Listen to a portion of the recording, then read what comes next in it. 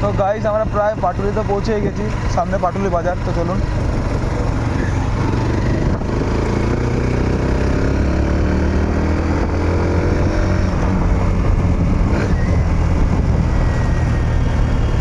ও guys আজকে বাইকটা সেই চলছে।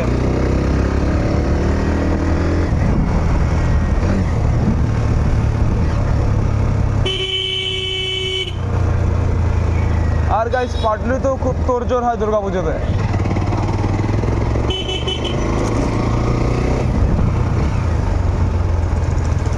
আর পুজোতে তো আমরা আশেপাশে যাবোই ঘুরতে।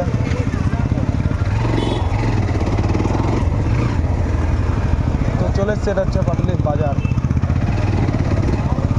আর সামনে আছে আমাদের দাদুর চায়ের দোকানটা, যেখানে বিশাল ভিড়। এখন চা খেতে গেলে আমাদের আধ ঘন্টা দাঁড়াতে হবে।